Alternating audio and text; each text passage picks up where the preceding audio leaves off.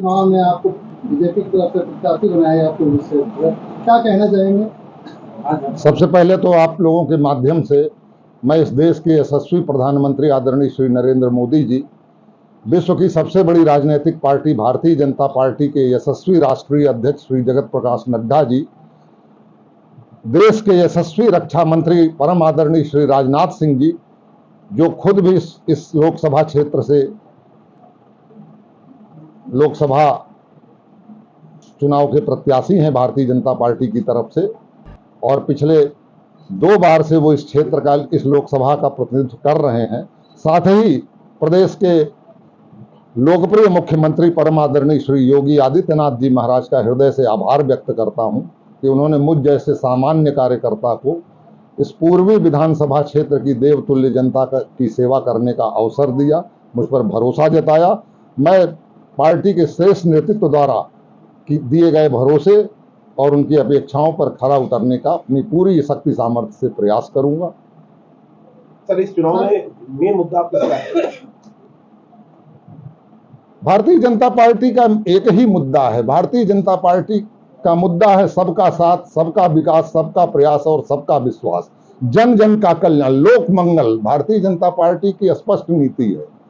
जनता की अपेक्षाओं को, इस देश की जनता की जो 70 वर्षों से गरीबी, बदहाली, भूख, भय, भ्रष्टाचार से पीड़ित थी, उस देश की जनता को, उसको भारत का सम्मानित नागरिक होने का बोध कराना, उसको गौरव की अनुभूति कराना, यह भारतीय जनता पार्टी का प्रथम लक्ष्य रहा। सर, आपको पूर्वी से प्रत्याशी बनाया गया, आपका क्षेत्र है, तो कुछ समस्याएं रह गई होंगी, कुछ कमी रह गई होगी, किस तरह आप उसका निवारण करेंगे?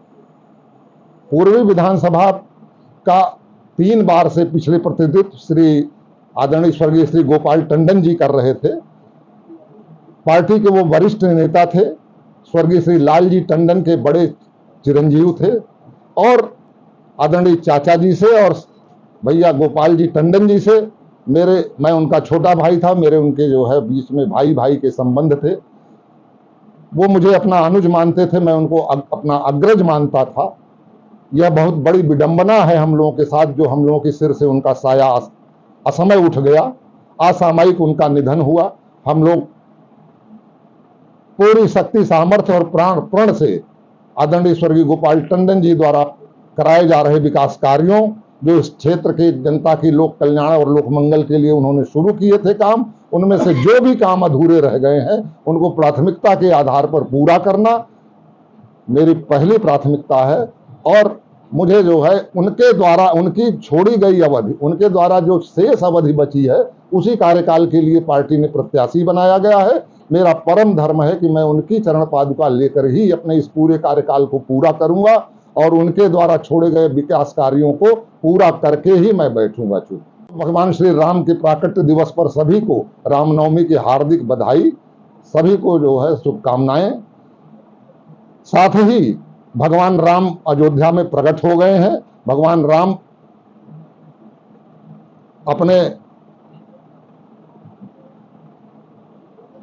विशाल और वैभवशाली मंदिर में विराजमान हो गए हैं। जनता की अपेक्षाएं पूरी हुई हैं, जनता का सपना वर्षों बाद साकार हुआ है। और मेरा दृढ़ मत है कि अगर भगवान राम अपने महल में विराजमान हो गए हैं तो एक दिन राम राज्य भी आकर रहेगा। भारतीय जनता पार्टी इस विकसित भारत के संकल्प को लेकर आदरणीय प्रधानमंत्री जी के नेतृत्व में जो चल रही है, उस यात्रा का निहितार्थ भी यही है कि एक दिन राम राज्य आकर रहे, और आने वाले 25 वर्षों में, आगामी भविष्य के 25 वर्ष की जो रचना है भारतीय जनता पार्टी को, वो उसी दिशा में राम राज्य के अवतरण को सार्थक करने की दिशा में माननीय प्रधानमंत्री जी का देशवासियों के प्रति लिया गया एक संकल्प है और एक सार्थक प्रयास है, जो एक न एक दिन अवश्य पूरा होकर रहेगा।